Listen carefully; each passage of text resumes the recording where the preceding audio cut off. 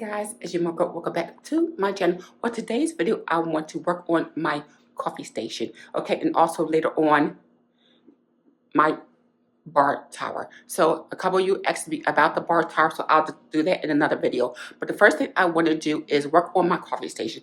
As you can see, remember, I still have this new blender, and now what I want to do, I left it over there because I want to make Starbucks caramel frappuccinos. So I'm gonna leave it over there. So in the meantime, the Dunkin' Donut coffee, I have been really a coffee drinker. So I figured, let me try a frappuccino because I really love them from Starbucks. But I figured, let me just try to make it myself. So I've been researching YouTube on how to make a caramel ribbon frappuccino. So that is what I'm going to do probably in a short video. But for the first thing, guys, I want to do is to move these cups from this shelf and put them in this shelf over here where it has my coffee bar. So I figured everything just might as well be in the same spot. I don't know why I didn't think about it before. And also, I have to check. I'm going to show you this mat. Okay, I just got from Amazon. Not sponsored. I just got this from Amazon. It was like $13.99. But I want to order another one that's all black over here. All right, so what I want to do is move this shelf and push these in. They said push the tabs in and then you can lift the shelf off and move them. I don't need this much space here, and I could probably put something else here. So I want to move that. I got the shelf out. I mean, it was a bit much. This was very difficult to do. It's not as easy as they show on YouTube, unfortunately. But here, as you can see, I have these, you know, and you gotta push it in hard, which is very difficult to push in. So I just used this to press it in, and a little bit of this, and none of them broke. They still are okay. So I am going to measure the dishes. I'm going to put in here first and then add the shelf back.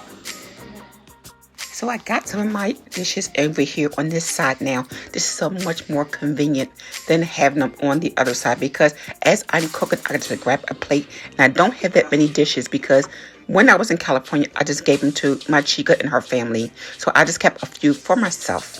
And if I go to Home Goods and see something I like, but maybe I'll get one or two, but not a whole lot, because see, as you can see, these cabinets are small and I don't like to overcrowd. So I'll just take my time and get little pieces at a time.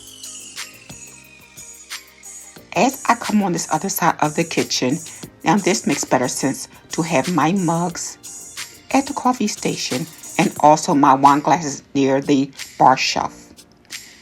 To me, it's much more convenient and it makes more sense. The shelf right here is going to be just regular glasses, either for juices or smoothies, or if someone will come over for a little cocktail. And I have enough space for it right here, and I'll keep all the wine glasses up top and keep the mugs because I'm trying to collect a little bit more mugs.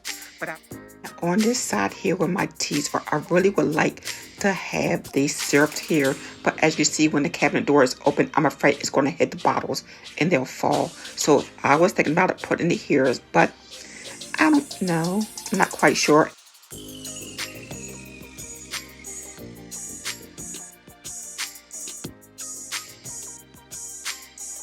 And this tray I got from Home Goods. It was okay. I got it a year ago, but it's slanted and I should have returned it, but I didn't. So I figured I got to think of something to put on top of it.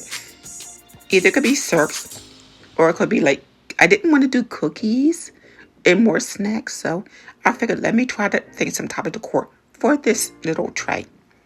All right. And once I go to Home Goods, I'll figure out how to complete this coffee station.